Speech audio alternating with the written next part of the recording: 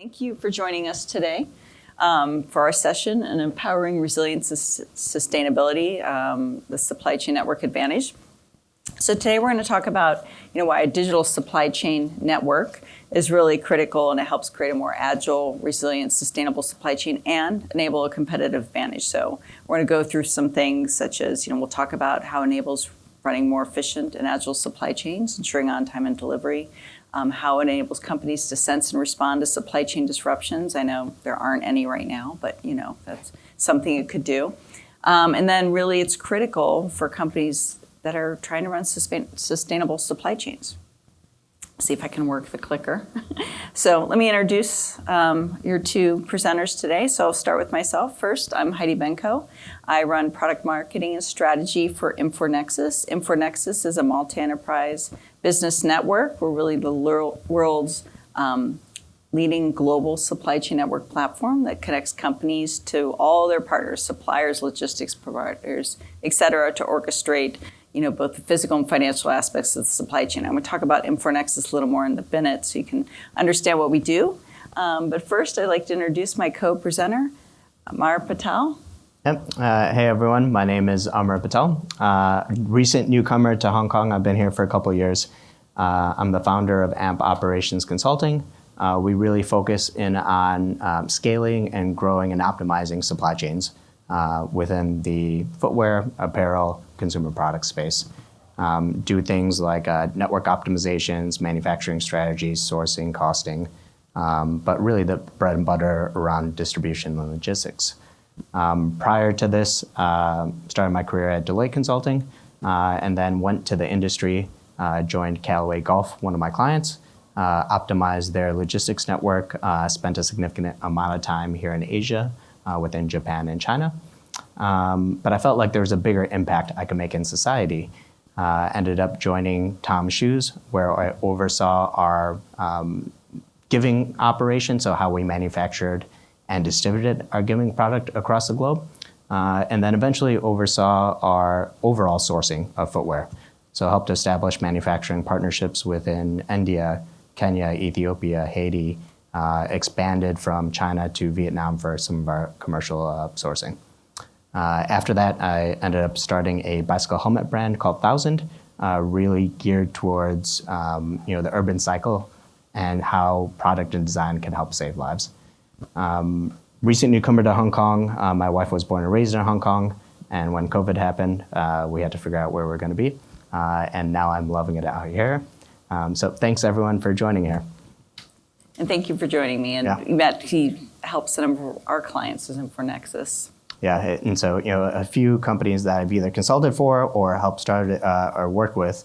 Tom's is an Infor Nexus client, and one of my clients now, Lululemon, uses Infor for a wide range of modules. Yep, great. So glad you can join me. Thank you. All right, so first we'll start off with why a supply chain network is important, right? We're setting the stage on resiliency, sustainability, et cetera. First, supply chain networks are complex, right? This is, simple version of a supply chain network. So if you think about running an efficient supply chain, getting visibility across your supply chain, all the sustainability data, all those parties are who you have to connect with, right? 80% of impact the environment is outside, it's in supply chains. Most of that is with external partners, right? And what we see is the majority of supply chains are still manually connected. How do you interact with suppliers? Still a lot of email, spreadsheets, phone calls, managing data with forwarders, et cetera. So it's critical to have a connected network. We do see that about 80% of all data and processes sits outside of a single enterprise. So really to be efficient, to enable that agility, you need to have connected everybody on the same platform. And the other thing we see is the rate of change. We run a number of supply chains on our platform. Is about 50 times per second. That's an invoice update. That's a shipment update. If you think about that highly dynamic data, how do you make decisions on it for your supply chain? You need that in one place. So just a little bit about Infor Nexus, what we're talking about a little bit here today. So what we do is we connect companies to all their supply chain network partners. Like I mentioned, suppliers, forwarders, carriers, brokers, even banks. We have a number of applications. First, it starts with connecting, collaborating with suppliers. How do you collaborate on forecasts and orders? How do you get visibility to what they're doing and work in process? How do you help automate how they pack and ship so they meet your expectations, create standard ASNs and packing. So we have a lot of companies that do a lot of direct ships and get better visibility. And even, where we have more and more companies is how do you collaborate around that ESG and compliance is another thing we'll talk about today. And then global transportation. We manage multi-mode transportation, everything from sourcing, planning, execution, visibility, and freight on pay, all on a single platform. Again, it's all the same process. Doesn't make sense to have separate systems. And the last piece we do is we manage the supply chain finance process. We automate the procure to pay process, and we also provide supply chain financing with our network of banking providers, which is really critical because if you want a resilient supply chain, you want to make sure your suppliers are set up, they can keep production running, keep things running on time. That requires capital, right? So with all that in a single view, then we have end-to-end visibility and orchestration. So we make more seamless processes, our customers run more efficient supply chains, and then with everything going on, to have all that visibility in one place and to be able to sense and respond to what's going on in real time, that's that the top layer, if you will, the end-to-end visibility and orchestration. So if you think about what a simple version of a digital supply chain looks like, it's this, right? So everything on a single platform. So at any point in time, anyone across the organization, whether it's planning, it's sourcing, whether it's logistics or customer service, what's the status of the order?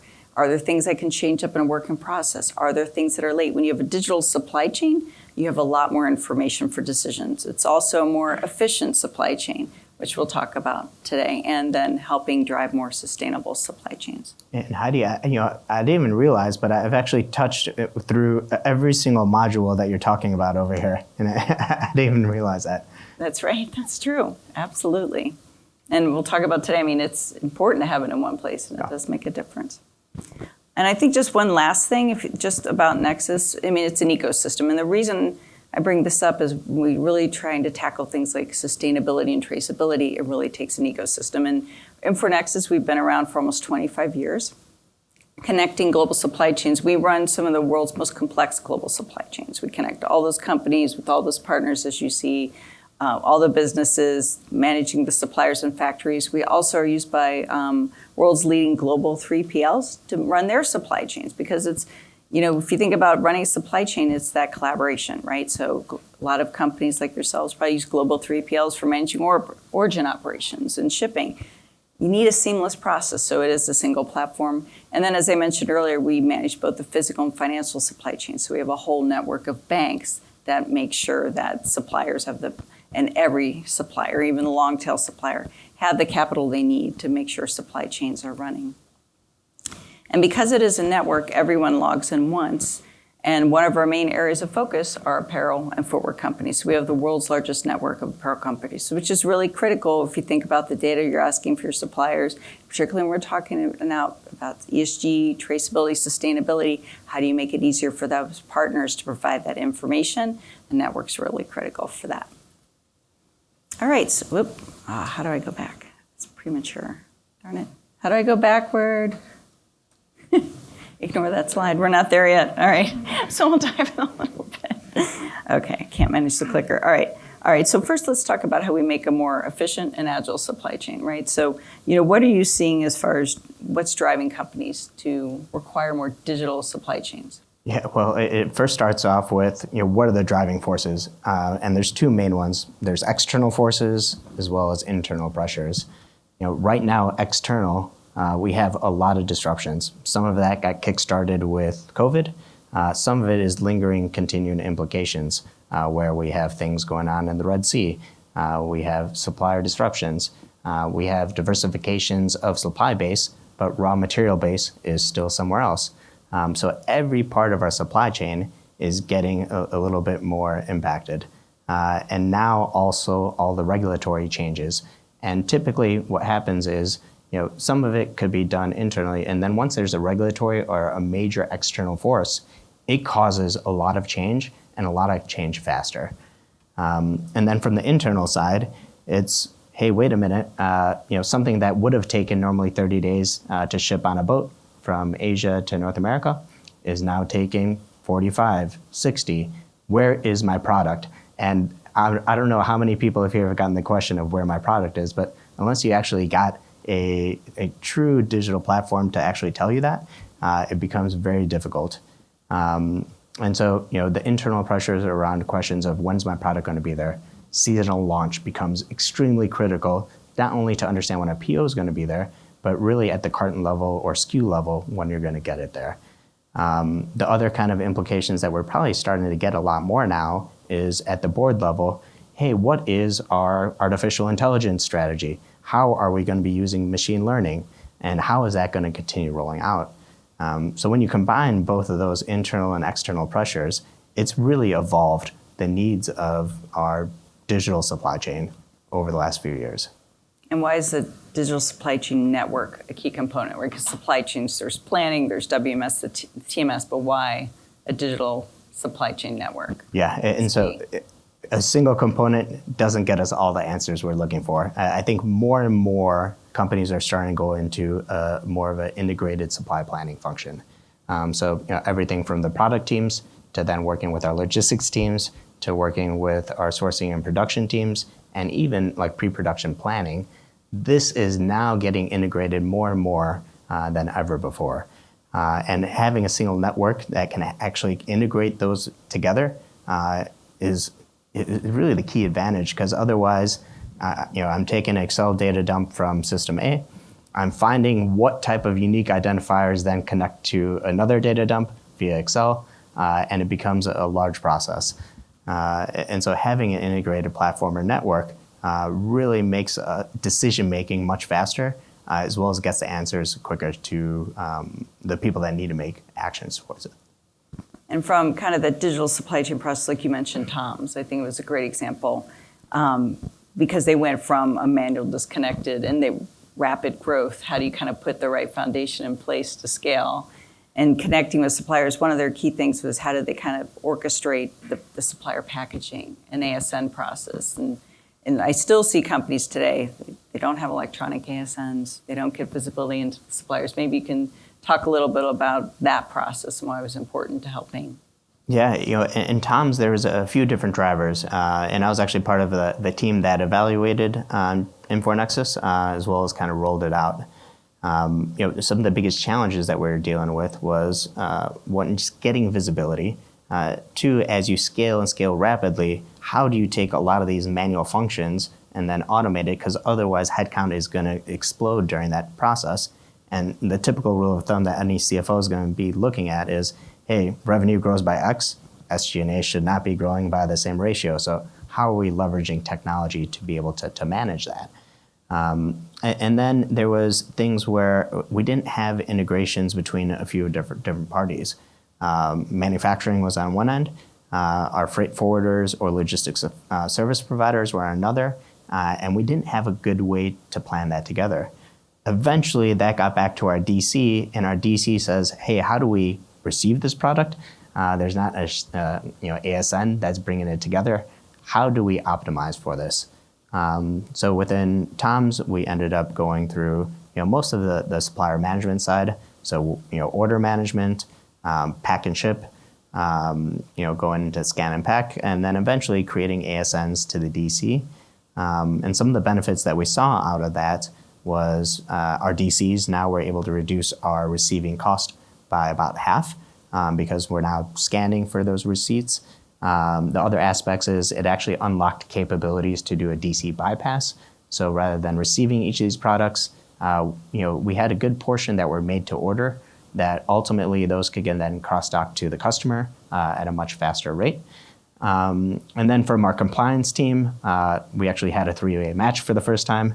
So we could combine everything from the vendor invoice to all the HS codes and compliance side, as well as what was received, and make sure that flowed through well.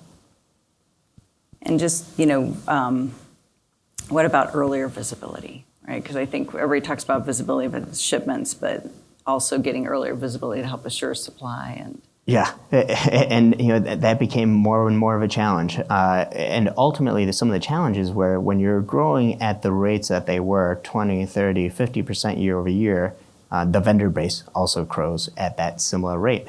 And so, when you're onboarding new vendors, the level of sophistication as well as on-time performance became a challenge. And as a brand, you need to know as well as advance that something's going to be delayed just so you can plan. So you can plan that either a seasonal launch might change, or merchandising at a store might change, or if you have a retailer, to help understand how we could fill in some of those gaps for a seasonal product. Yeah, we're seeing a lot of, and I think a lot of companies have been dealing with work in process with spreadsheets still. And I would say we've seen a shift, particularly in the past couple years, on I really need real-time visibility, right? If I need to see that work in process. And it's a very manual process typically, right? Yeah. For many companies on Monday, I cut a spreadsheet to all my suppliers, go fill this out and tell me the status of the product. Yeah. And then Friday, I get the answer. And then it's Monday. Yeah, exactly that. And that's what Towns was going through. It was this weekly WIP report that they sent out to all their vendors. They brought it in. It would take about 3 to 4 days just to go through the data integrity issues because it was Excel-based. And then by the time they had that report out by Friday, everything's updated and outdated at that point. Exactly. And so as they continue to grow and scale, there had to be a systematic way to do it to reduce the manual workload, but then also the accuracy of what we're going to be getting. And so we've seen like you can compress the lead time, so companies have actually cut that out and have more accurate data, so have better sense very early on if they're going to meet their on time and full, have their promise dates, and if they need to do something about it, make the shift. Yeah. And a minute ago you were talking about kind of aligning the data, right? In the sense like you talked about the receiving process, et cetera. One of the things that we see is companies for supply chains still very siloed in general, right? You've got logistics, you've got planning of sourcing, and implementing supply chain solutions, right? So I've got over here, I'm worried about procure to pay, suppliers dealing with that portal. Over here, suppliers dealing with logistics provider and doing the booking, and here finance and planning. Putting it all together. And I think, what do you share as some of the examples that would help, like a vendor booking, for instance, and knowing earlier is a problem. If logistics or sourcing is separate, how does that work versus all together? Yeah, sometimes it doesn't work. Right. So I think that's where businesses, especially with this new integrated planning process, is how do you connect those together? And sometimes there's EDIs that could push through some of that. Sometimes it becomes a challenge of really getting real-time ETAs and updates back into forward-looking systems. So having that all on one platform has been tremendous for a few organizations I've seen. So that, they've had everything from WIP to the actual production process. They've implemented things like transportation management systems as well as updated ETAs. So now within a single system, everyone's looking at the same information. Oftentimes what will happen is the merchandising team, product team will be looking at their system of record. Maybe it's RMS, maybe it's something else. The supply chain team is looking at their system of record, Infor Nexus. And then there's a process to marry everything together.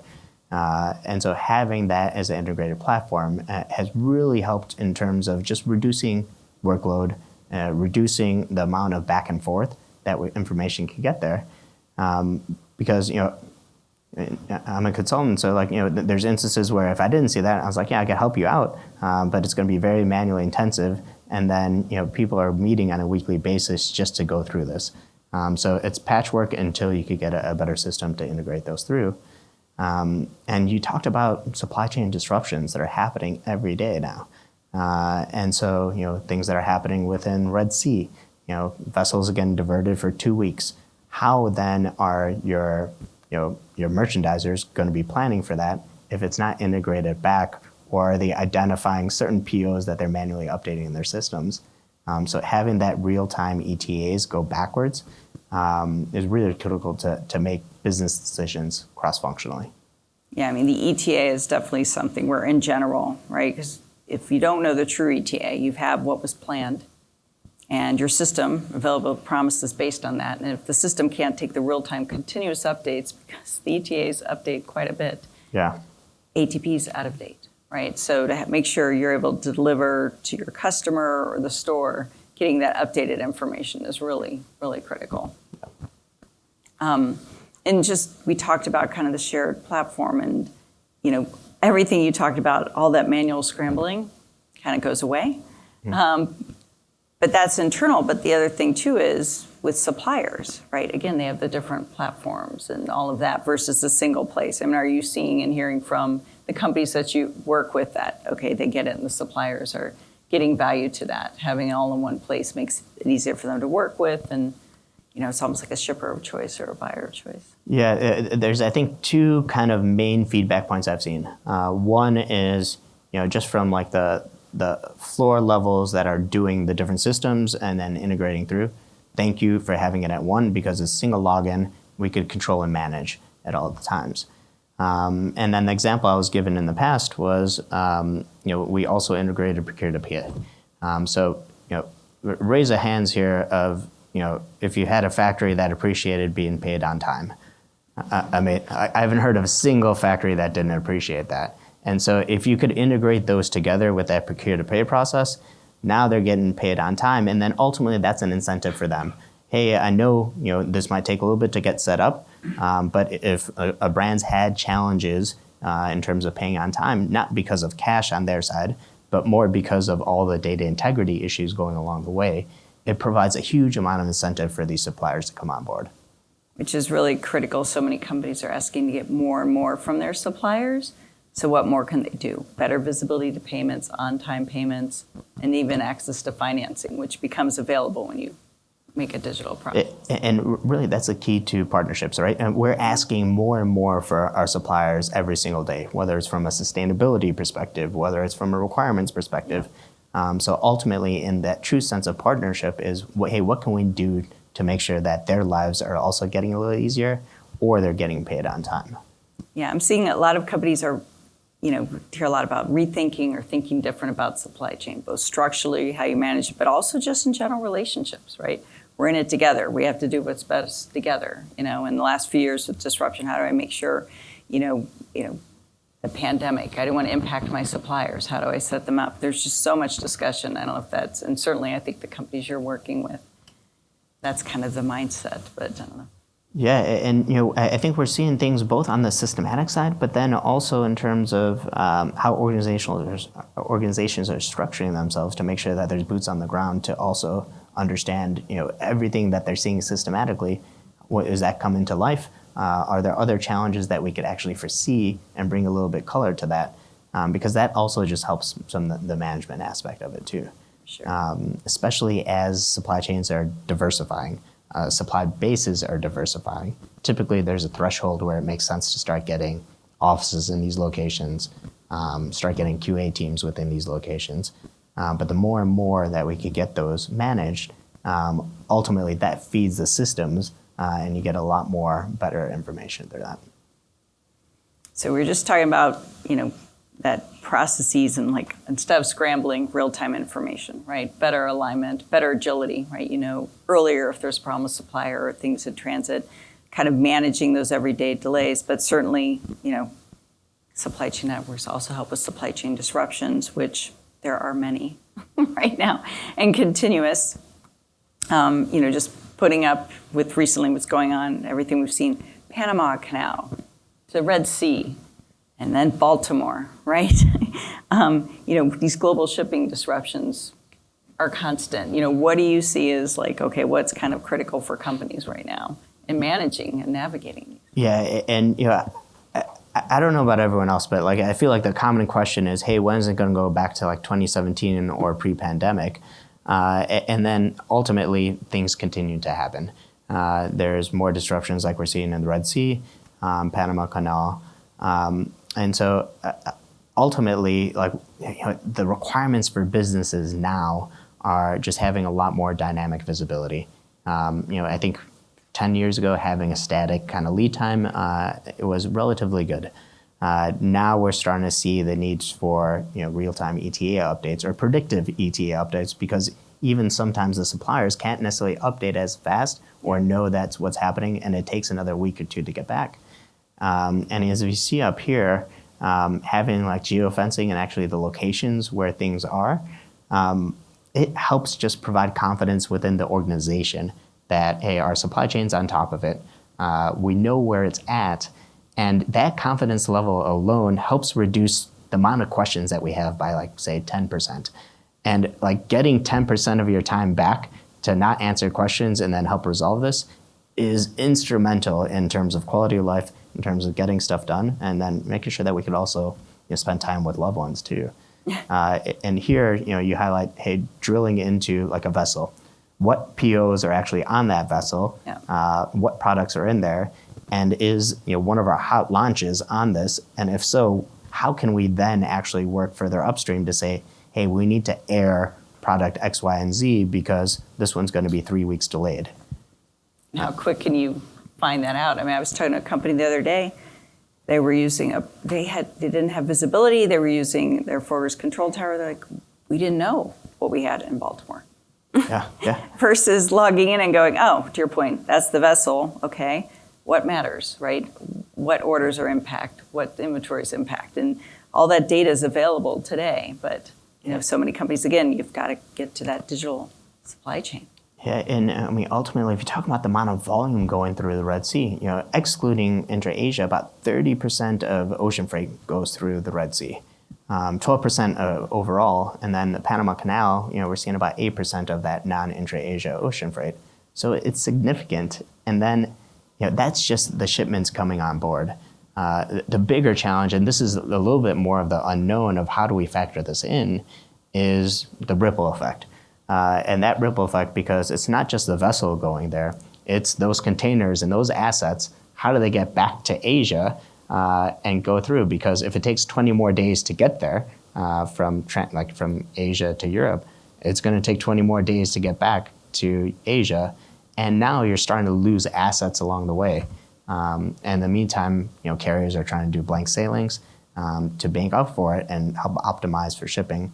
But once again, chaotic supply chain markets and integrated platforms and providing real-time data at least helps the business get most informed of how to manage that. Yeah, I've seen it's been interesting with each one, particularly like the Red Sea and Baltimore. The agility is there. So companies, quickly responding. I haven't heard really impacts on delivery. It's more of, okay, now the lead times are longer. We have to plan for it. And the costs with logistics are kind of the two. I don't know if you're seeing the same. Like we're getting these more flexible supply chains to absorb the impact. But now it's like, how do I factor in the cost? Well, and I think, companies have been forced to become more agile. Like if this happened 4 years ago, I think it would have been a bigger issue for supply chains. But I think out of necessity, everyone has become more agile. But cost-wise, they're still there. For one of my clients, about half of their lanes are going through the Red Sea. And so that's either direct or indirect in terms of the other lanes that it's impacting. From a rate perspective, we're seeing ocean rates get impacted within those. But some of the other big things, and this conversation right before here was about Shein and the amount of growth that they have. We're seeing stats. Last year I think it was 7% of air cargo. Now it's going up to 15%. And in particular for the big trade lanes, one of the big ones here in Hong Kong to say in North America, about 50% of Cathay's cargo space is now dedicated for these e-commerce flights. And so what does that do? Vietnam alone from April to March, their air freight rates increased 40%. 40% in 1 month is it's astronomical. So from like a finance planning perspective, it becomes a real challenge.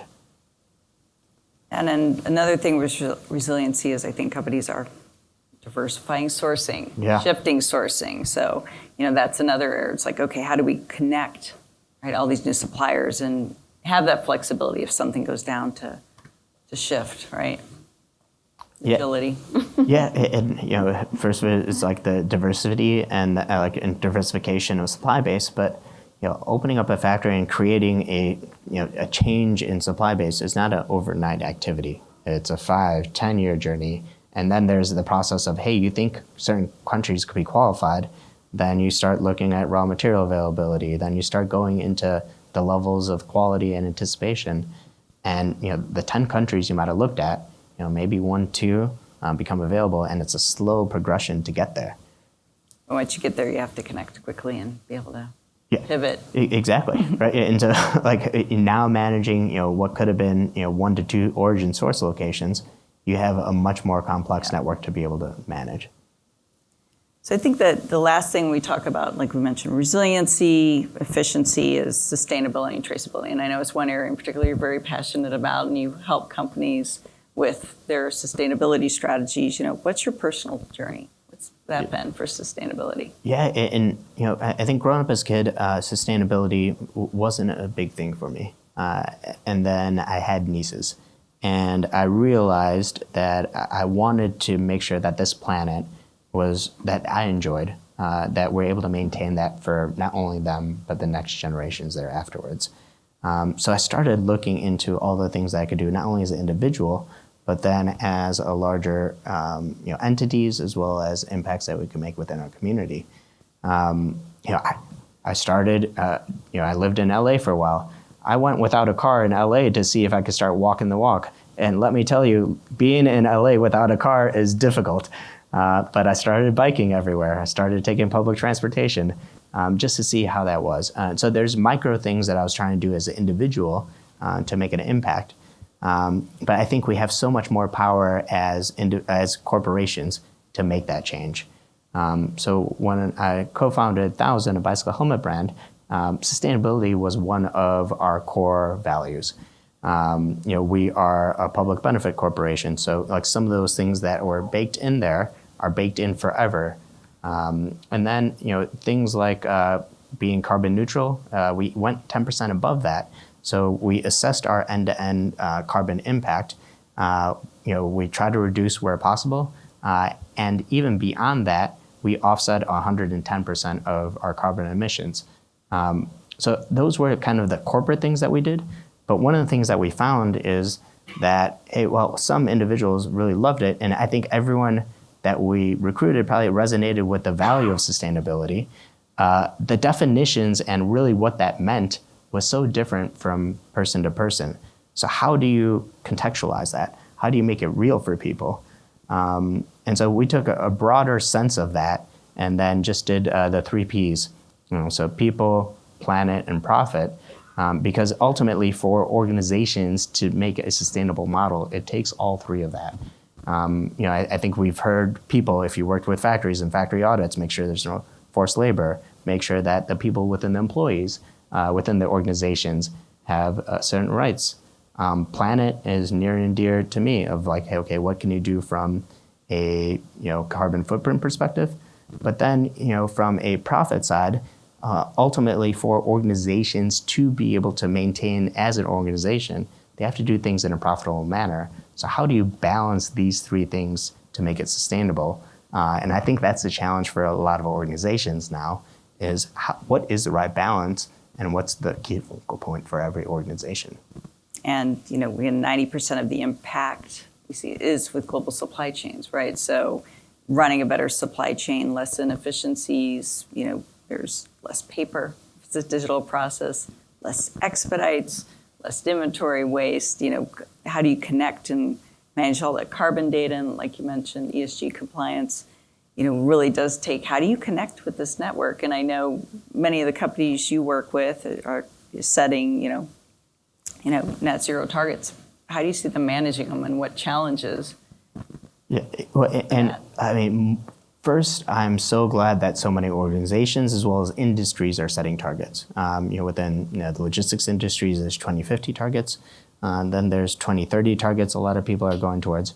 So I think that's the first step is saying, okay, hey, we're going to make a commitment to get somewhere. And then once that commitment's done, it's like, hey, how do we actually do it? And typically the first process, and depending on where you are in the maturity stage, is just understand how much carbon footprint we have. Hey, wait a minute, we have manufacturers, all these different raw materials. Hey, we have different logistics service providers. So part of it is just getting that initial baseline and taking the time to spend it to understand where we're at today. Once you have a good enough baseline, and I would say you have to start with good enough, because if you wait for perfection, we're never going to go down on this journey anywhere.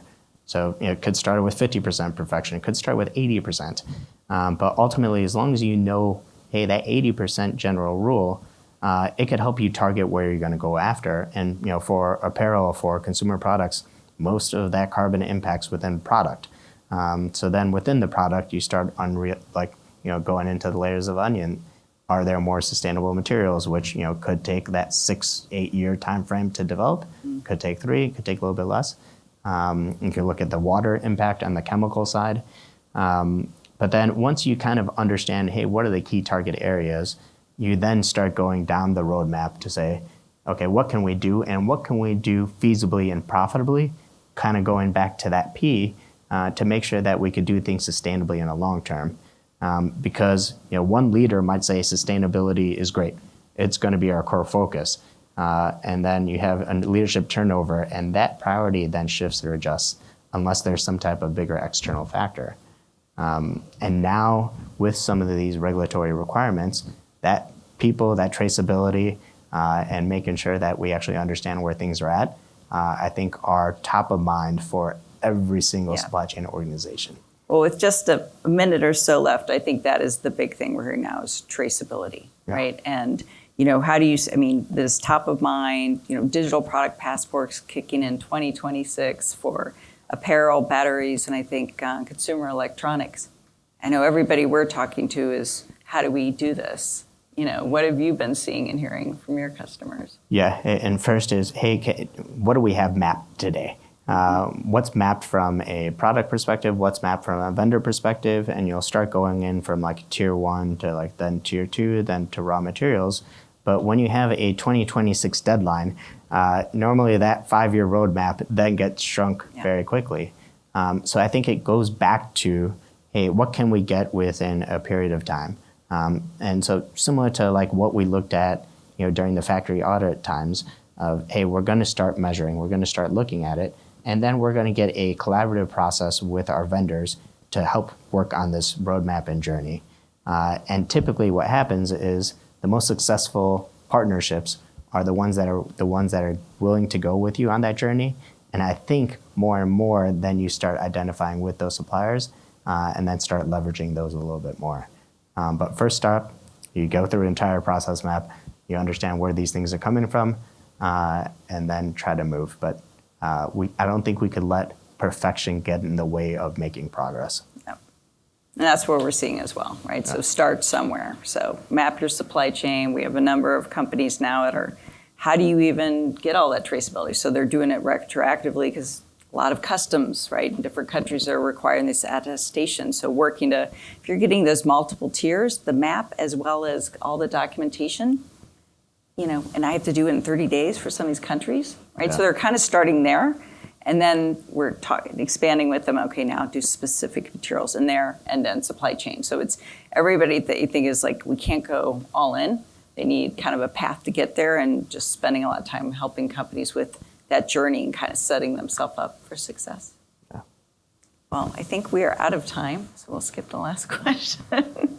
Yeah. But I appreciate your time. I know it's lunch, but if anyone has any questions, we're around.